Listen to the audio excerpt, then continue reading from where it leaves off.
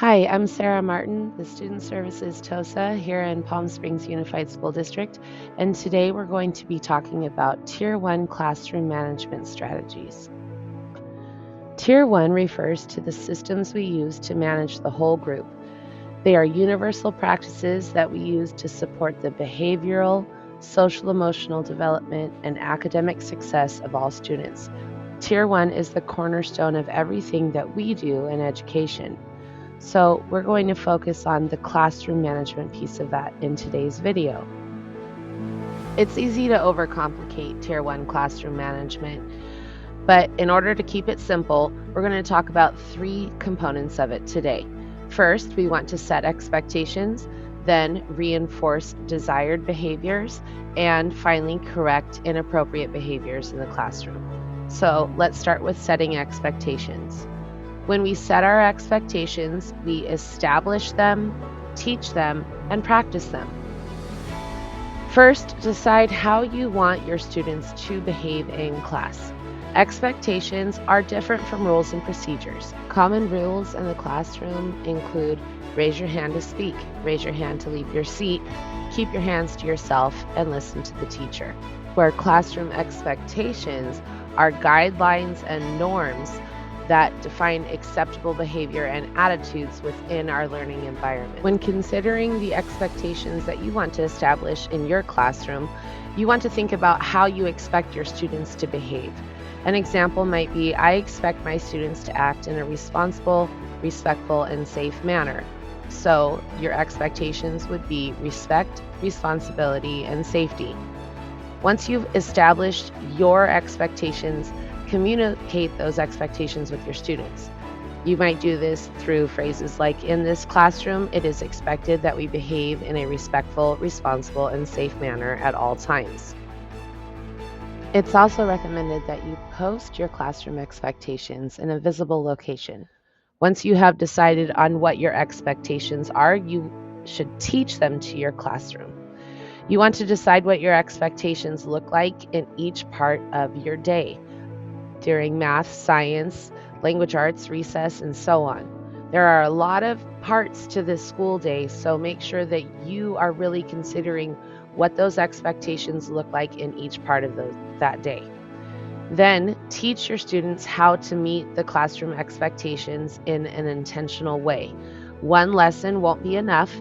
Use direct instruction, circles, morning meetings, visuals, and daily reminders to really drive home the message about how you expect your students to behave. Plan fun activities when teaching your classroom expectations.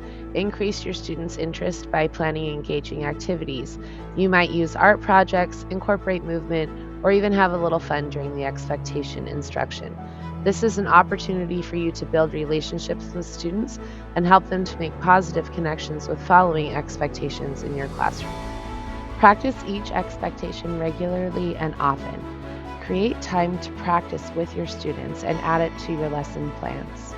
Try to think of behavior as a skill that needs to be developed in your scholars.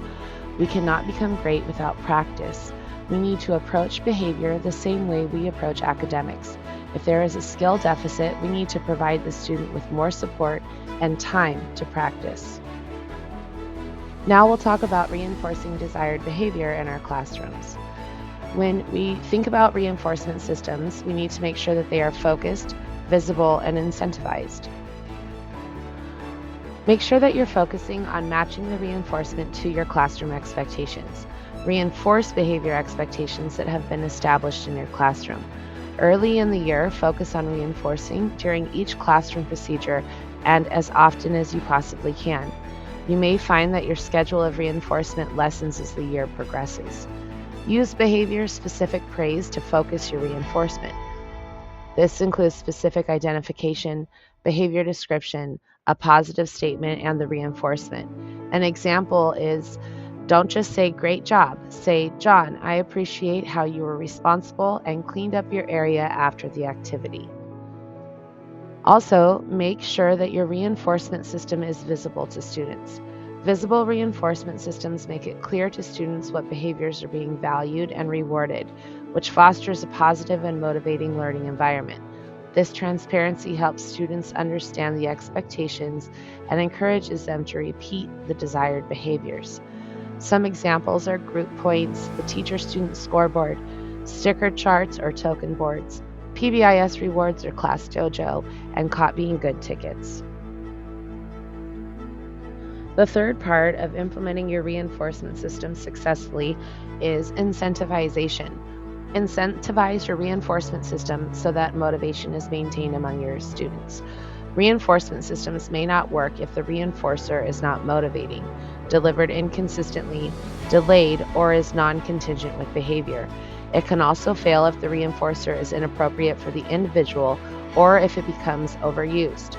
Some tips include select reinforcers that are motivating to your students. You can also use forced reinforcement choice menus that we have available on the Google Drive to identify what is motivating to your student or class. Be consistent with your reinforcement and ensure that you are providing it based on the behavioral expectations of your class. When explaining your reinforcement system to your students, try to really sell it to them. Remember that the greater number of people who find any idea correct, the more a given individual will perceive that idea to be correct. So if most of your class believes that winning the group point competition is important, the more likely it is that all your students will come to find value in winning that competition. When reinforcing behavior in the classroom, it's important to be consistent and use the reinforcement system to motivate repeated desired behaviors. As an example, if you're using a marble jar as a whole class incentive, interest may wane when the jar is about half full. Focusing on the unaccomplished portion of the goal may provide a bigger incentive for those who have a deeper commitment, and focusing on the accomplished portion is more effective when students are less invested. Something else to consider when implementing reinforcement systems in your classroom is the goal gradient effect. As an example, a coffee shop tried 2 different reward cards to incentivize their customers. Card A needed 10 stamps to get a free coffee. Card B needed 12 stamps for the free coffee, but it came with the first 2 already stamped. Card B customers finished 20% sooner than Card A customers. The goal gradient effect basically states that we get more motivated the closer we get to a goal. Another note is to provide recognition to your scholars as soon as possible. There may be some exceptions for students who are not comfortable with public recognition, so know your students. Even if your scholars aren't comfortable with being praised publicly, offer the reinforcement as soon as you can in a more personal manner. The third component of Tier 1 classroom management that we're going to talk about today is correcting inappropriate behavior. When correcting inappropriate behavior, we want to identify, communicate, and implement our behavior correction systems. First, determine the type of correction system you want to use. There are many types of correction systems that teachers can use. You want to use a progressive system such as 1, 2, 3 magic. 1, 2, 3 magic is essentially the student gets 2 warnings and takes 5 on the third infraction. The 5 is a 5-minute break in the classroom apart from where the behavior occurred. It could be in a specific area or it could be taken at any place the teacher decides at that moment. If the behavior occurs at the student's desk, they can take a break at the back table. If it happens on the rug, they can take their break at their seat. 1, 2, 3 magic avoids using negative language or exclusionary practices. The teacher does not chastise the student for the behavior or call the break a timeout or any other phrase with a negative connotation. It's very simple and effective. You also want to consult your school's handbook to see if there is a school-wide other means of correction system in place. If your school does not have a school-wide system in place, be sure to find one that works for you. If you would like help developing a correction system for your classroom, please reach out to me via email. The second component of implementing a correction system in your classroom is communication. Teach the system to your students.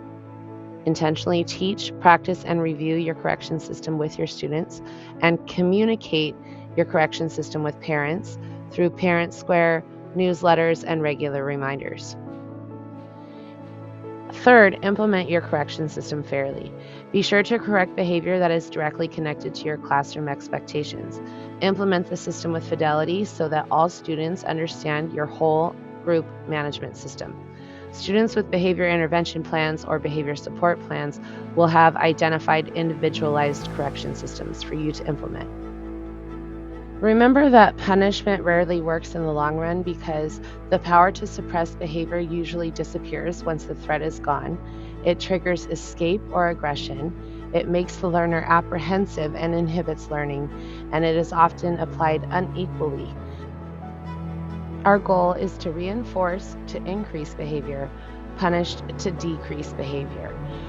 We add something with positive reinforcement and remove or take away something with negative reinforcement.